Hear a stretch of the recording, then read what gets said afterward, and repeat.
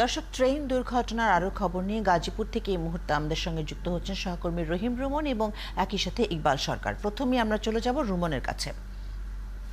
রুমন, দুর্ঘটনার কারণ হিসেবে সর্বশেষ কি জানা গেল এবং তদন্ত কমিটি গঠন করা হয়েছে এটা আমরা জানি, এরা কি কাজ শুরু করেছে কিনা জানাবেন।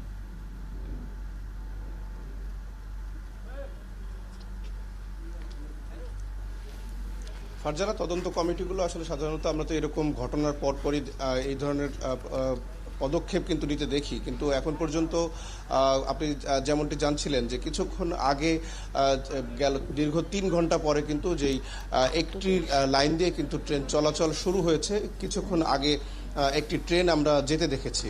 এর আগ পর্যন্ত কিন্তু ৩ ঘন্টারও বেশি সময় কিন্তু এখান দিয়ে কিন্তু ট্রেন চলাচল একেবারেই বন্ধ ছিল। বিকাশে কম খরচে ক্যাশ আউটের লিমিট বেড়ে 50,000, প্রিয় এজেন্টও 2টা।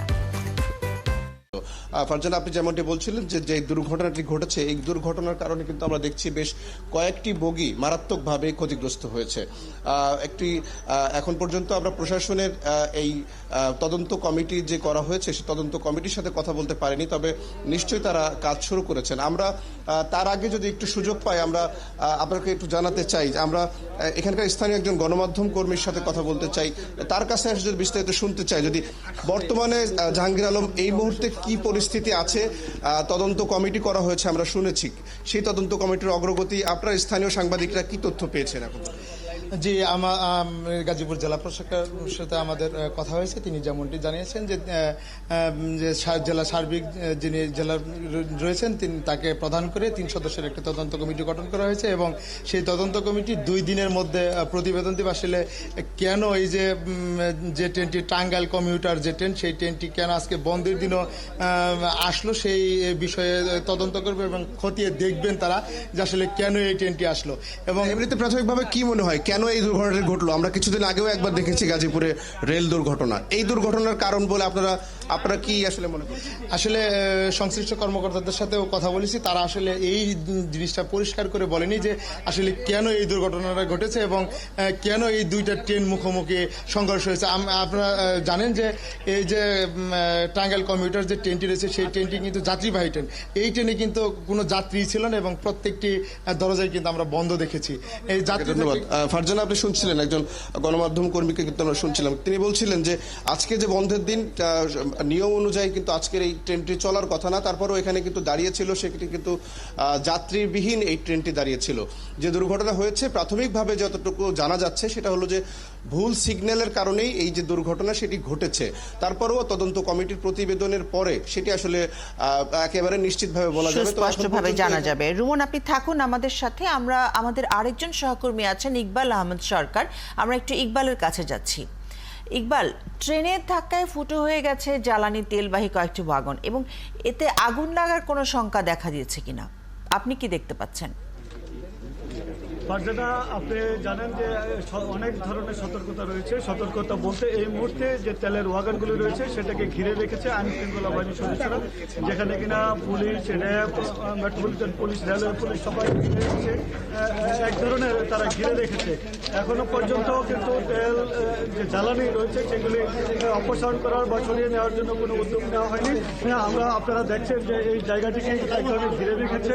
এখন উদ্ধার তৎপরতা শুরু হয়নি, তবে ফায়ার সার্ভিসের কর্মীরা বিশেষ ধরনের দায়িত্ব পালন করছে। তারা বালতি দিয়ে যে তেল জ্বালানি ঝরে পড়ছেন সেটা সরিয়ে নিচ্ছেন। আমরা কথা বলবো গাজীপুরের যিনি ফায়ার সার্ভিসের মূল দায়িত্বে রয়েছেন আব্দুল আল আরিফিন, তার সঙ্গে যে আপনারা আসলে এই যে তেল ঝরে পড়ছে আমরা দেখি সকাল থেকে এখনো রেলওয়ের কোনো উদ্ধার টিম আসে নাই, কোনো তৎপরতা শুরু হয়নি। সেখানে আপনারা কি আশঙ্কা করছেন, কি ধরনের দায়িত্ব পালন করছেন? একটা ট্যাঙ্কার থেকে জ্বালানিটা পড়ছে, এটা নিচে আমরা এটা যাতে মাটিতে না পড়ে এটা বালতিতে তেলটা ধরা হচ্ছে, দূরে সরানো হচ্ছে এবং মাইকিং করে সবাইকে অ্যাওয়ারনেস করা হচ্ছে যাতে এখানে ধূমপান জাতীয় কোনো জিনিস যাতে ব্যবহার না করে, কোনো লাইটার, কোনো আগুন যাতে আশেপাশে ব্যবহার না করে। আইন শৃঙ্খলার যত বাহিনী আছে সবাই এখানে তৎপর, সবাই চেষ্টা করছে তাতে কেউ ভিতরে প্রবেশ না করে এবং জেলা প্রশাসনের পক্ষ থেকে যা যা করা দরকার এখানে ট্যাঙ্কারটা দ্রুত সরানোর জন্য জেলা প্রশাসক মহোদয় যা যা করা দরকার উনি ব্যবস্থা নিয়েছেন। আমরা আশা করি যে দ্রুত এগুলো সরাতে পারবেন। ধন্যবাদ। আশা করছেন ফায়ার সার্ভিসের কর্মকর্তা দ্রুত সরাতে পারবেন। তাছাড়াও তেলের এই যে ট্যাঙ্কারগুলি রয়েছে সেগুলিকে ঘিরে কি ধরনের দায়িত্ব পালন করছেন আইন শৃঙ্খলা বাহিনী সেটা একটু শুনবো আমাদের সদর মেট্রোপলিটন পুলিশের যিনি তদন্ত ইন্সপেক্টর রয়েছেন নন্দলাল চৌধুরী তার কাছ থেকে। যে আপনারা আসলে আমরা দেখছি যে আপনারা একজনে ঘিরে রেখেছেন, কেন ঘিরে রেখেছেন, কি ধরনের দায়িত্ব পালন করছেন একটু যদি জানান। ধন্যবাদ আপনাদেরকে। আমরা চাচ্ছি, আপনারা জানেন যে একটা ধরনের ঘটেছে, এখানে সংঘর্ষ হয়েছে, যাতে এখানে থেকে নতুন করে ধরনের অ্যাক্সিডেন্ট না হতে পারে। আমরা চাচ্ছি, আমরা শুনেছেন যে ইতিমধ্যে যে এই তেল উদ্ধার করার জন্য রিলিভ করার জন্য একটা ট্রেন রওনা হয়েছে অলরেডি। এখানে তো যত দ্রুত সময় চলে আসবে এই আশা না আমরা ওকে করবো। আমরা চারদিকে খেয়াল রাখবো যাতে করে মানে এখানে কেউ প্রবেশ করতে না পারে। এই ধরনের এখানে যেন কোনো ধরনের কেউ দাহ্য পদার্থ বা ব্রিজ হেড কেউ না খায়, আমরা অবশ্যই খেয়াল করছি। এবং এখান থেকে অনেক দূরে সরে রাখবো, পাবলিক এখান থেকে প্রায় 200 গজ দূরে আছে।